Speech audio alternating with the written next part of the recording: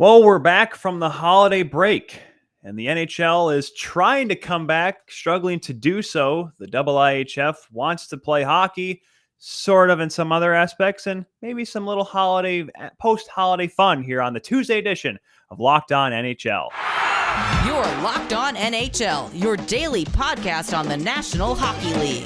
Part of the Locked On Podcast Network, your team every day. And hello, ladies and gentlemen, and welcome to another edition of the Locked On NHL podcast. I am your host today, co-host today, Tyler Kuehl, alongside me, the man to my left, your right, if you're watching us on the Locked On NHL YouTube channel, Mike Distefano. Mike, how you doing, man? How was the weekend? It was okay. I ended up having to quarantine myself, so could have been better. That's for sure. Could have been better, but that's all right. The juniors are here now, so at least I have some, something to keep me occupied throughout the next little bit. Yeah, because, the NHL might be there in the next couple of days. We just have to wait and see. Some version of the NHL, that is. Oh, some version of the NHL. Who's ready to see the Toronto Marlies take on the Wilkes-Barre Scranton Penguins coming up here on one of these games coming up here? The way the players are, I don't say dropping like flies, but getting put on that list, the list that Distefano follows them on right now. I, of course, talk about the juniors. I got Finland and Austria going on in the background right now. Of course, great coverage provided from our friends at TSN up there for, holy moly, how many years has it been, Mike, that they've covered it now? It's been, CBC used to do it, but it seems like the last 20 some odd years, right? Yeah, as long as I can remember. I think I think Gordon Miller put out a tweet, unless he was doing it with CBC, but I think he's been doing it since 2002. Oh yeah, I did see that. That was back when they played on Christmas. They would start on like Christmas Eve. They play on Christmas and stuff like that. Yeah. But yeah, it's always a good post-holiday tradition nowadays. They started up on Boxing Day, and they'll obviously go through next week, which I'll be helping provide coverage on the I call it Locked On World Juniors on here on the Locked On NHL Network. But let's talk about the big news that came out of the National Hockey League this past weekend, Mike. The adjustments to the CBA to try to better combat the massive spread of coronavirus. Unfortunately, we were hoping that this little pause here would certainly help things and get us back to somewhat normal and get us back on track.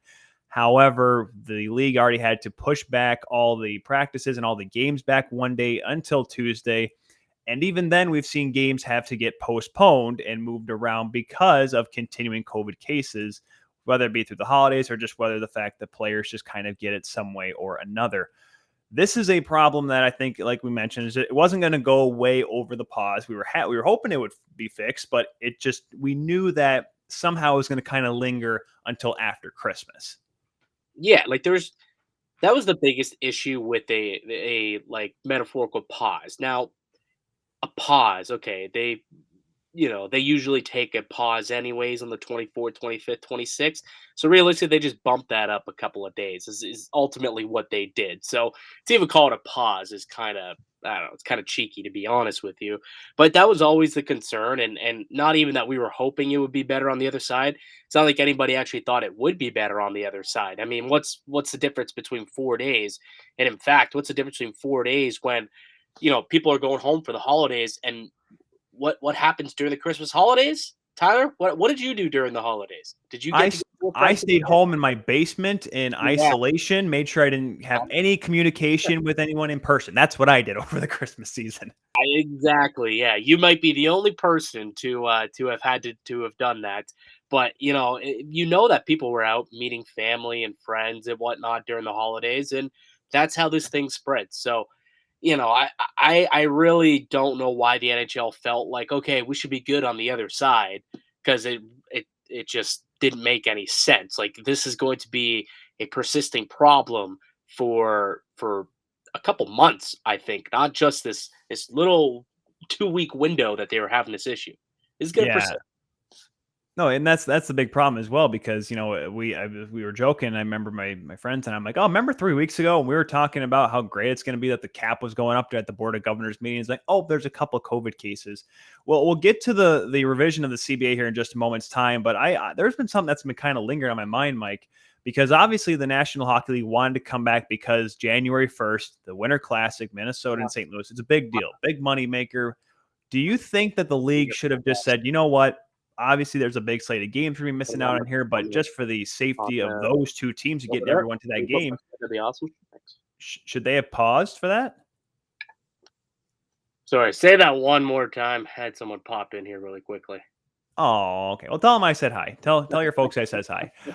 No, I was thinking about how should the NHL have just paused until the Winter Classic, because it would have been maybe like, what's the difference at the end of the day? What's another 4 days? You know what I mean? Like, right. I don't know if it really does make a difference. I think whether you pause for like 2 days, 3 days, 4 days, or you don't pause at all, I think this it's still going to be the same issue whether or not you pause at all. So why bother having to go through all these scheduling snafus if you're still going to have to jump through hurdles to get the season over and done with anyways? Like, that's kind of how I'm somewhat starting to look at it. And now we're seeing that they're going to implement these taxi squads and these other, ways that we're going to get this season finished and try and get through it. And I feel like a pause, it was never going to be the answer. It was never going to fix anything.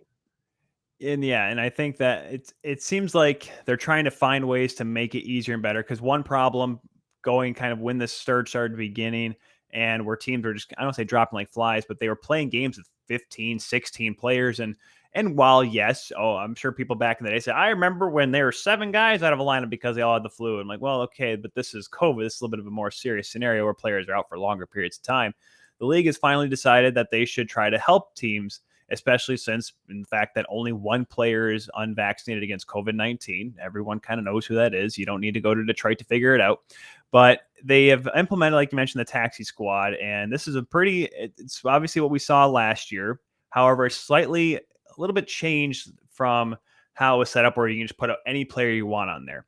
This year, it's a little bit different. The taxi squad that Mike just mentioned there is going to be in place until the All-Star break for now, which obviously could change because, hey, COVID, very fluid. Yes, that's everyone's favorite word these days. But teams do not have to use them, but there's a maximum of 6 players allowed.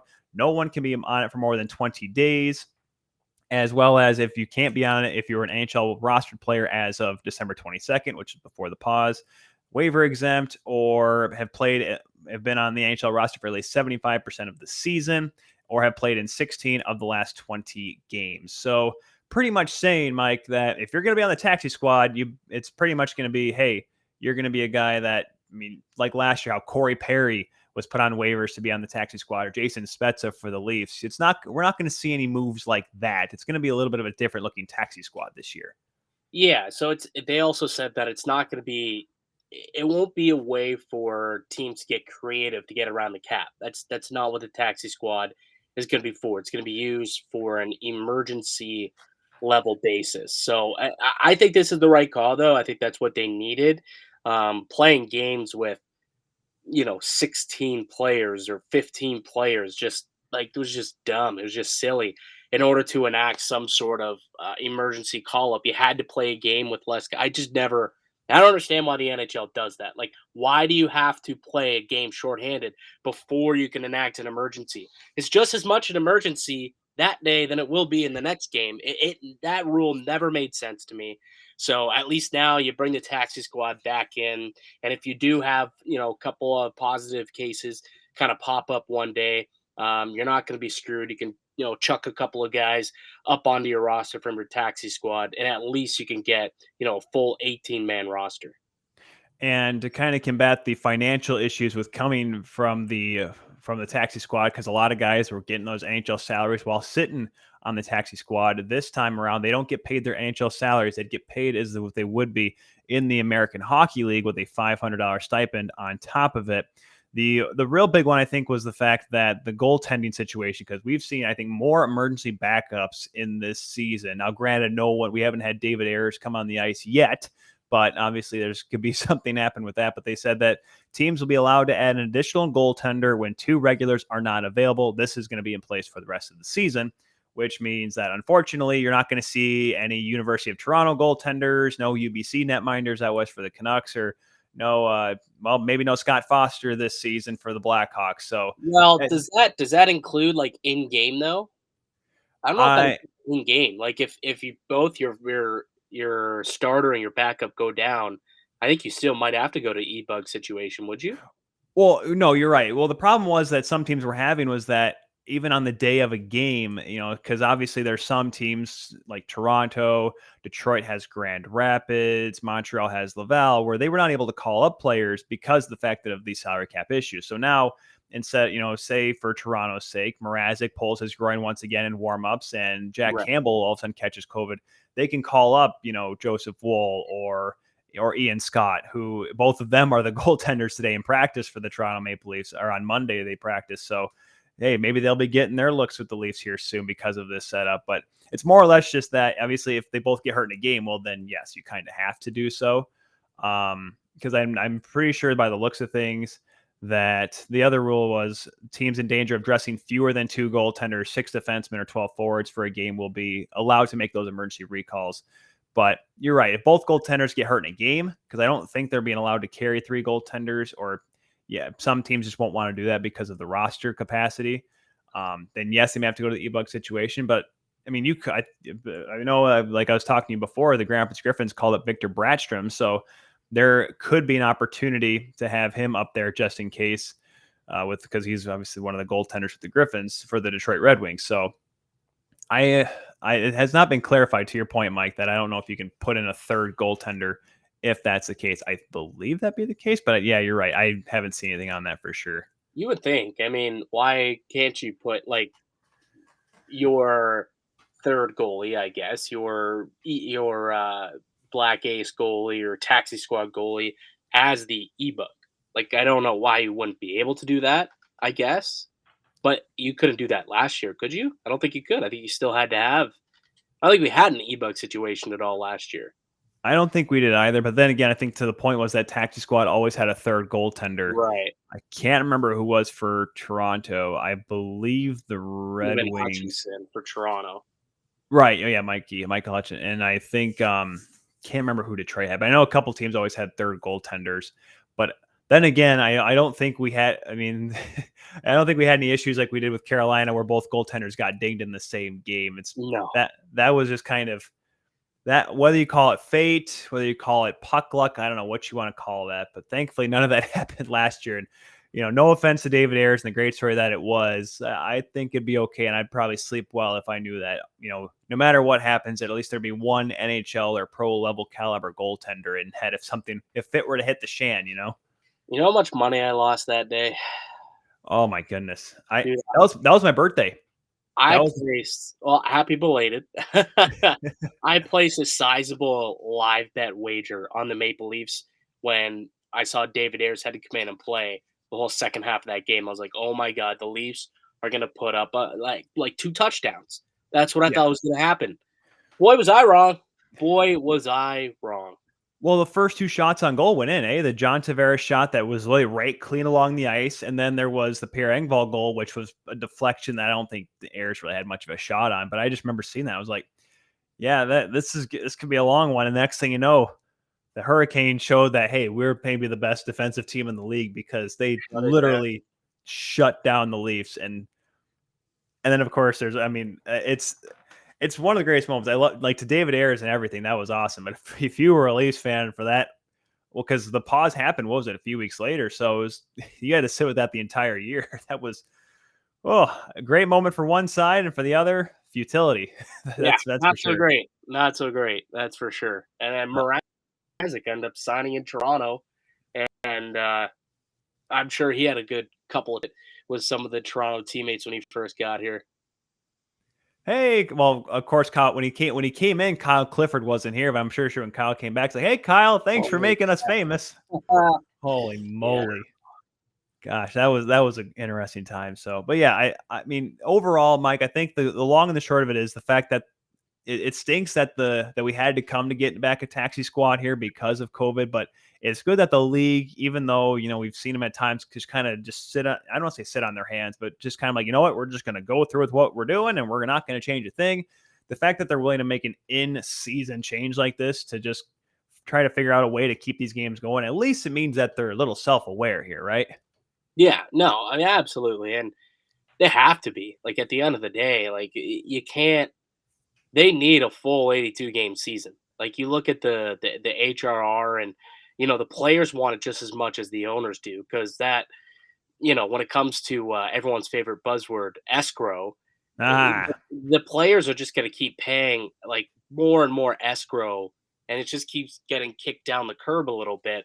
But at the end of the day, it's a 50-50 share. So if the teams are losing money, the players are also losing money, which means that salary cap isn't gonna go up, and they're gonna have to pay more escrow over the next few seasons, as long as the NHL is not making any money. So no one wants to miss games. A lot of these players want to play through it. Like, at the end of the day, and we talked about this, I think, last week, how there are some players and some coaches and whatnot who talked about potentially going the route of the NFL and trying just to go asymptomatic, vaccinated, like, don't bother testing. And it doesn't seem like that's possible, being that it is international league with multiple teams in Canada and the US and the amount of cross-border travel. But yeah, at the end of the day, nobody wants to miss games. Everyone wants to get a full 82.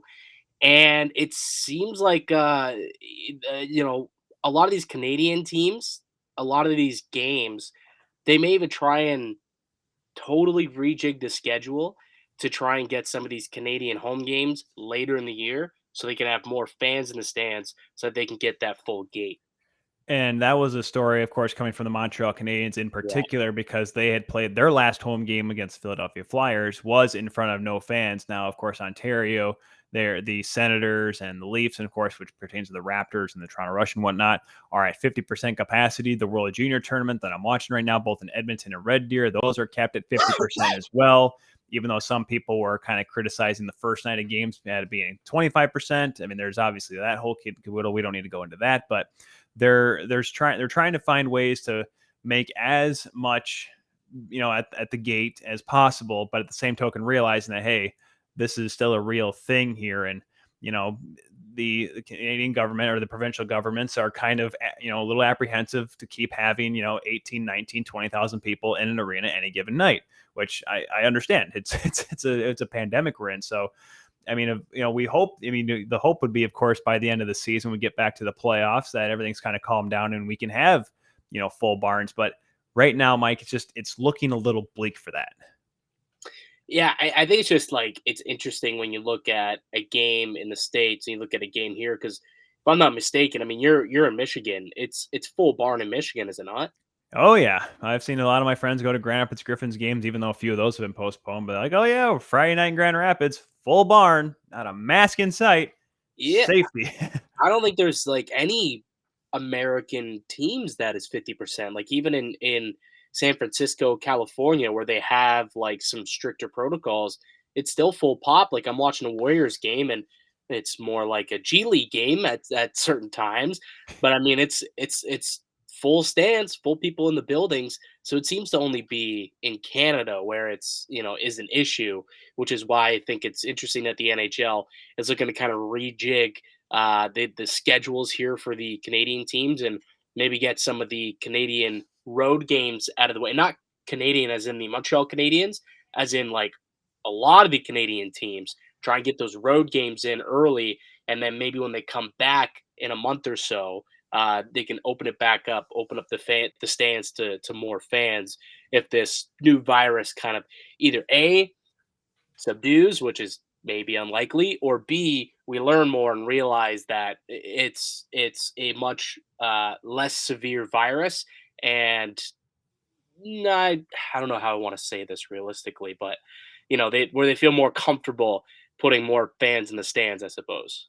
Right. And I think I believe that's one of those things where if the league comes out and says that, hey, we're going to treat it, similar to the testing process, like if you're asymptomatic, you can play, and we have less and less games postponed because of it, maybe we'll see a change because of that, but we'll just have to wait and see.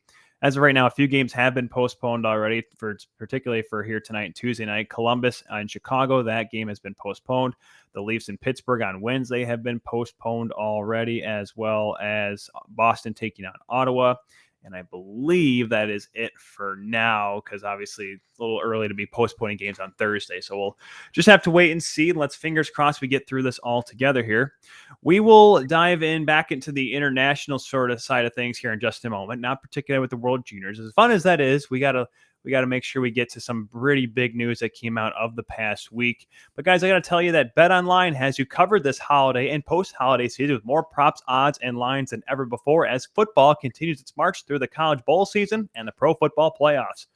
BetOnline remains your number one spot for all the sports action this season, so head to the website and use your mobile device to sign up today and receive your 50% welcome bonus on your first deposit. Just use the promo code LOCKEDON to receive the bonus. That's Locked On. From basketball, football, NHL, boxing, UFC, right to your favorite Vegas casino games, do not wait to take advantage of all the amazing offers available for the 21-22 season. BetOnline is the fastest and easiest way to bet on all your favorite sports, so do not wait. Take advantage of all the new amazing offers available at BetOnline, where the game starts. So, Mike, the IIHF, as I once again talk about how I'm watching Finland and Austria take battle there in Edmonton at Rogers Place, have announced that they're canceling all January tournaments, which obviously is in a reaction to the massive COVID surge, not just in the North America, not just Canada, the United States, and the NHL, around the globe. Cases, I see them all the time from different countries. It's not pretty. But the notable tournament that was canceled that came out of this was the Under-18 Women's World Championships, pretty much the Women's Games World Juniors, if you will, because obviously once you get past the Under-18s, it becomes the senior tournament. I'm distraught over this decision because it's the second year in a row they've canceled this tournament. And just based on the fact of how the tournament was treated, the women's tournament that was supposed to happen in Halifax over the last couple of years, they moved it into Calgary last year because they decided to postpone it. My first question, we'll kind of look at this from different angles here. Why didn't the IIHF just, like I say, postpone it instead of cancel it entirely?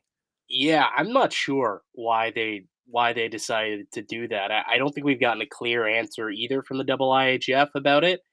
I'm hoping that they decide that they, I don't know, maybe misspoke, which I'm sure they didn't, but they could come out and say, oh, you know what? After much deliberation, we are going to have it. We're just not going to have it right now.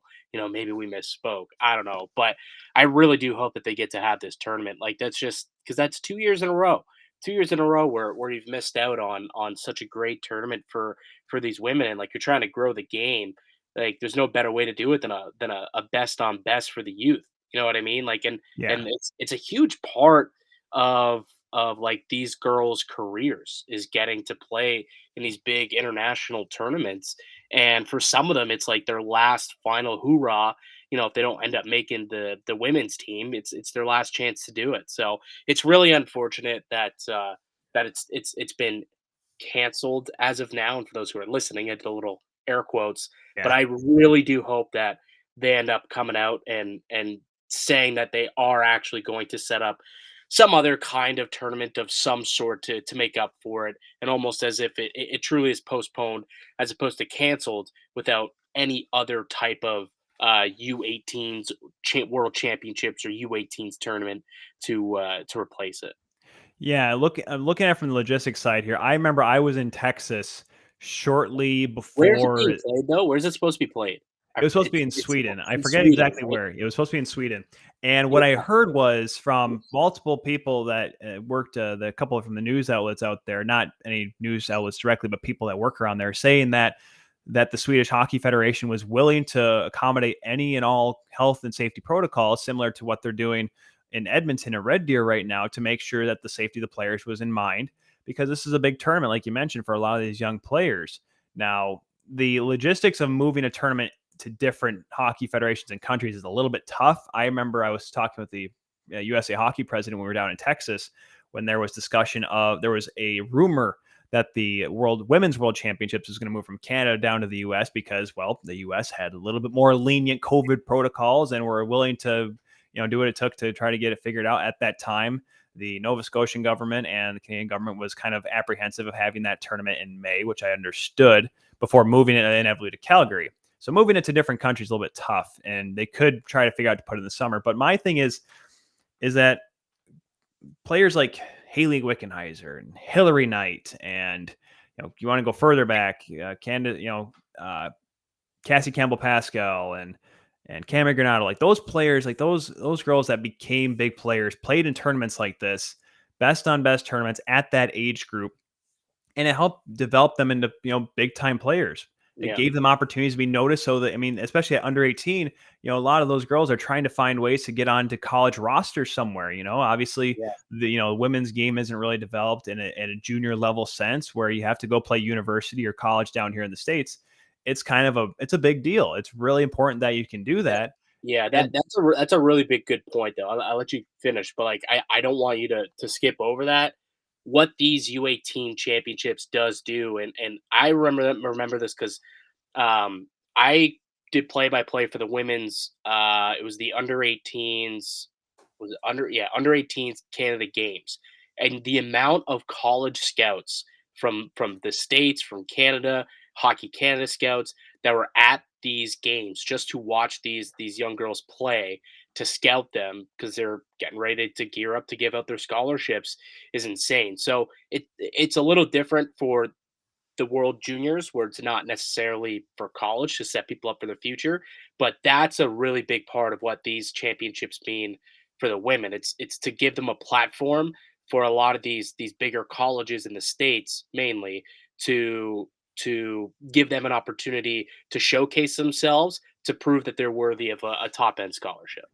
And that's my point. That's why this tournament is so important. And the fact that there are people out there that are willing to put the effort in. Now, yes, and Haley Wickenheiser was one of the very well outspoken individuals over this sort of thing. She says, like, yes, we understand. The World Juniors Championships makes a lot more money. That's why they go through through hell and back to make sure this tournament worked. Even last year, having no fans whatsoever, it's better than nothing.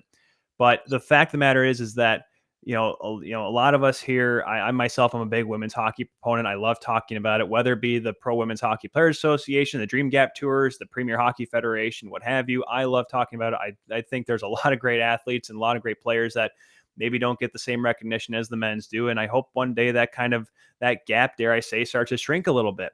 But you need to keep putting tournaments like this together. The fact that there is a international organization, the top organization of international hockey, says, yeah, we don't really care for this. It's not really that big of a tournament, is it? Well, yes, it is. Because, I mean, I get people just come out and scream that it's Canada and the United States. It's predetermined who finishes. We go to Beijing in February, Canada, the U.S. in the gold medal game. That may happen, but you're not going to grow the game if you keep just saying, well, whatever, because we're going to have the problem like we used to have down here in the States. No one watched women's hockey outside of every 4 years in the Winter Olympics.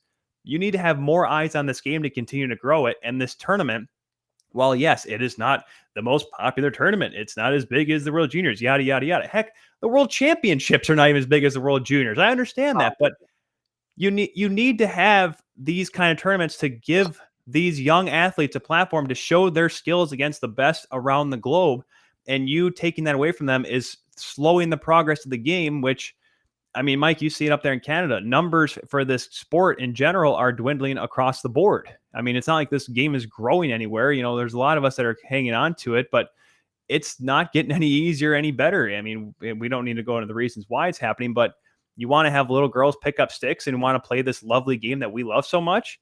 You got to keep them interested and keep putting the best out there and the best coverage for the event. And that's why this just kind of befuddles me. Instead of, we're just going to cancel it and toss it to the trash can and hope it comes, or hopefully it works out next year. What if it doesn't? You're going to go 3 years in a row? Like, Yeah. So just like, not even to play devil's advocate, but I believe it was Gord Miller, and I'm gonna look up the tweet just to make sure that that I don't misinterpret what he says here. yeah, don't be But he, chucking Gordon under the bus here. He's only calling a game right now. He'll find you. yeah, I'm not gonna chuck my man Gord under the bus. Trust me, he'll find me and he'll track me down and he'll hurt me. Gord, yeah, me and Gord have an interesting relationship, but he did come out and he's obviously really broken by this as well. He understands what this tournament means for the women, but he did have to say, okay, yeah, here. So it's a big, I think, massive thread. I think basically, to put it into short word terms here. I think it's because it was in overseas. It made it a lot different. Like the infrastructure made it a lot tougher. So unless they wanted to bring it elsewhere, I think that was the biggest issue. Like if this was in the U.S. or in Canada this year, it may not have been canceled, or in the US at the very least. It may not have been canceled, but I think because it was overseas, the logistics made it difficult to do. But then again, I'm not sure why you don't just do what, they did last year with the Women's World Championships, where they just simply moved it. Like I know it's in the same country, you can whatever, but it still got completely moved, right? Like move it from Yeah. Sweden to the United States. Like move it to Buffalo. Buffalo's got a great little 4-pad. They've done women's tournaments there. They can house it. Like I think that would have been a good place for it. And I don't know why they haven't done that, or why they haven't announced that they're going to do that yet. Maybe they will. But I think logistics was the big reason for why they canceled it, Yeah. because it was in Sweden. Yeah, because I mean, obviously, a lot of people know. I mean, of course, Sweden's World Junior team last year was hit with a COVID bug because they had. I'd like to say they had loose COVID rules, but that would imply they had COVID rules. And from what we heard, they didn't have anything. No COVID rules. They went straight Florida from day one. Oh man, they were sending pictures of their spring break to those kids down in the Florida Keys or whatever. So to your point, that would make a lot of sense why they would not want to have the tournament amid these conditions. But once again, I really hope that they kind of retract their statement of having it canceled and try to make it work. Whether it be, hey, you know what, if they move it to the summer to Stockholm, sure. If they move it to another country, awesome. But it just feels like we're taking away from the game when this happens. And of course, this is just the under 18 women's worlds we're talking about here. There's a lot of other tournaments where, maybe smaller countries that, maybe not the biggest hockey countries out there, they're missing out on playing games. Thankfully, we had a lot of the Division I World Juniors. Obviously, Belarus was a team that got an opportunity to play because they played in December, and they're moving up to the top division next year. But the matter is that there's a lot of players that are missing out on opportunities like this because of canceled tournaments and where they could have postponed. So I just hope they figure it out. I really would like this tournament to be back on here, because the best way to grow a game is to keep playing and try to find ways to keep playing, whether you have to move it or whatever. So I really hope that changes. Absolutely. So let's take a couple minutes here to kind of just think about what's going on here moving forward, Mike. We have a few games coming up here still scheduled on the National Hockey League board. What do you? I don't want to totally go back to the first conversation we had today with COVID and whatnot, but in your estimation, how many games you think are going to be postponed per week? I know it's obviously everything's different no matter where you play, but obviously the league has a testing mandate now pretty much every single day for every team, given how things ended before Christmas. How many? I mean, are we going to play like half the scheduled games coming up here? What do you think? Yeah, honestly, I don't know if I can give you a number. Like that's such a tough question. I don't know if we'll see as many cancellations or postponements that we did before. With this taxi squad, I guess that gives you an additional 6 players that you could play with. Should you end up getting a couple of COVID cases popping up. But that's not to say that we still won't see some massive outbreaks within teams. So we're still going to get them. I don't know if I can give you a number, but I think I would say less than what we had like the last 2 weeks. I think we had like 40 some odd games canceled last 2 weeks. I think we had 50 last week. I think it was 50 last week. Yeah. Well, does that include the games that like it was 50 in total, right? Yeah, so 50 because once they took the rest of the week off, I think they added up to 50. Yeah. But did that include the games like earlier in the year, like Ottawa and like Minnesota missed a couple, the Islanders missed a couple before this breakout, right? Right. Yeah, I think that would have made that number a little closer to, I think like 40-ish. Yeah, that's your point. Yeah, to your point. Yeah.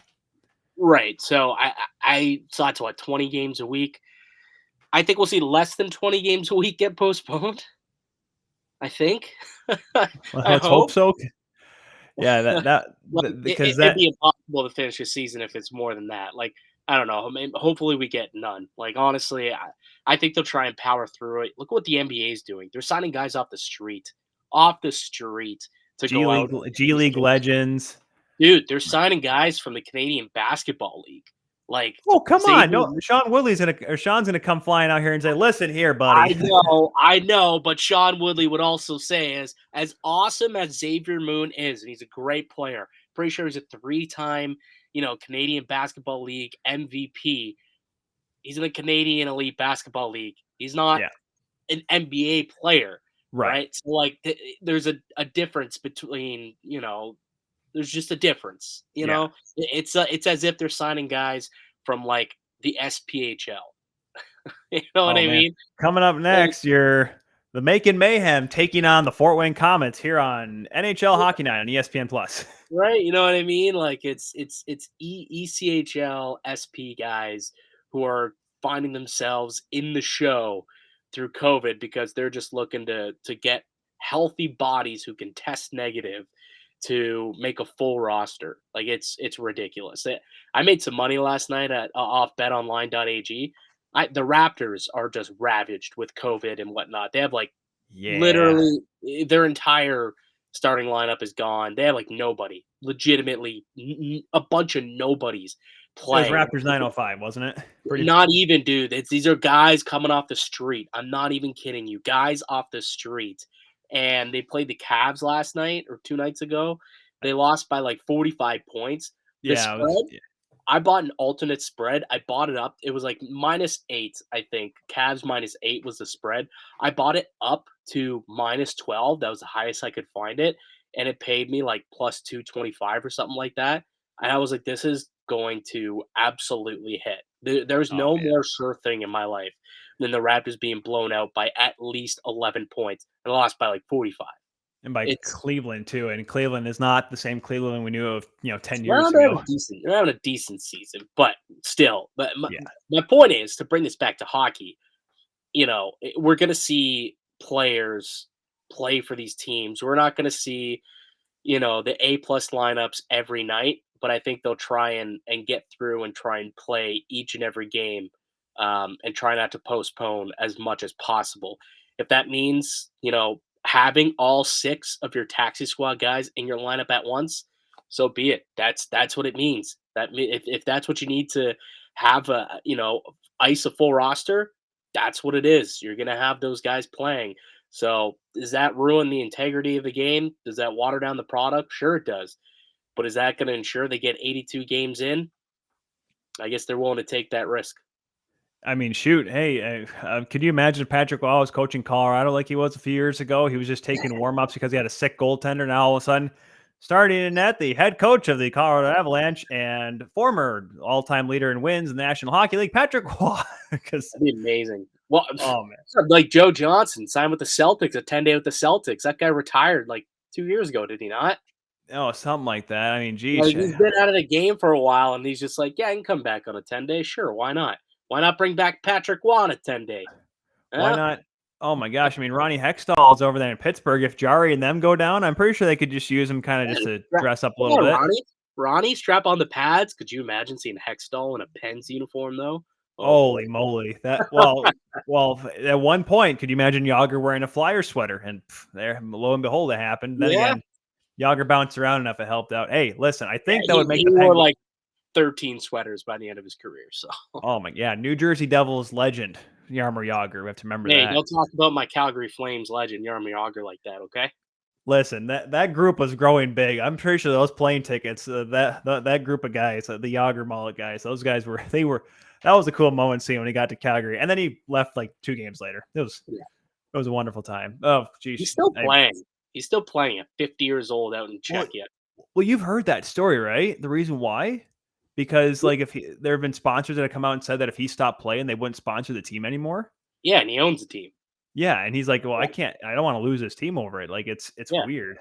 It's crazy. It's hilarious. Well, let's hopefully it continues on over there, and let's hope the NHL continues on here and continues on healthily, and we get through the Winter Classic unscathed. Because boy, if they cancel the Winter Classic this week, oh boy, there's going to be some backlash for sure. But we must cut things in today because we were told not to go 35 minutes overtime like we did last week. So for that, we've been chatting up here with Mike Distefano. I'm Tyler Kuehl. Follow us and the Locked On NHL podcast at Locked On NHL Pods. Follow Mike at Mickey_Canuck. You can follow me, Tyler Kuehl, at TJKU29 on the Twitters, on the Instagrams, and yes, on the TikToks. No hockey content this weekend, Mike. I stuck with the Christmas stuff with the puppies, so I may have been a little too trendy for maybe some people's taste.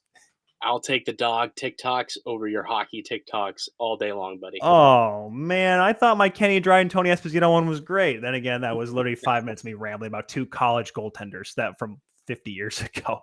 We'll be back tomorrow. We'll be back next Tuesday, obviously, to give you the best and latest. But be sure to tune in every single day for Locked On NHL. Now go make Locked On Bets your second listen of the day. Your boy Q and Lee Sterling giving you all of your gambling needs daily at Locked On Bets. We'll see you all tomorrow. Stay safe out there, everybody, and let's enjoy some hockey. How about it?